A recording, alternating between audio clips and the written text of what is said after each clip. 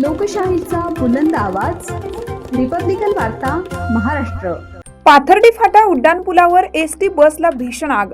Pathardi Phata उड्डाणपुलावर ST बसला भीषण आग, प्रवासी थोडक्यात बचावले। नंदुरबार शहादा डेपोची बस आगीत खाक, शॉर्ट सर्किटचा संशय।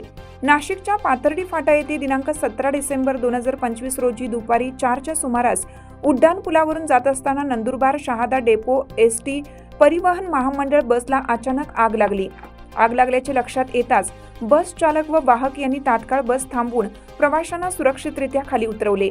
चालक व वाहकांनी आग विझवण्याचा प्रयत्न केला, मात्र आगीने रौद्र रूप धारण केल्याने काही वेळातच बस पूर्णपणे जळून खाक झाली।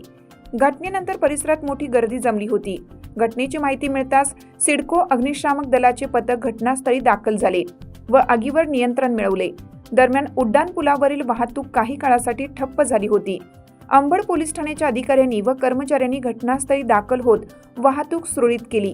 या आगीमध्ये कोणतीही जीवितहानी झाली नसल्याची माहिती असून आग शॉर्ट सर्किटमुळे लागल्याची प्राथमिक शक्यता वर्तवण्यात येत आहे। रिपब्लिकन वार्ता महाराष्ट्र न्यूजसाठी नाशिक शहर प्रतिनिधी विवेक बनकर।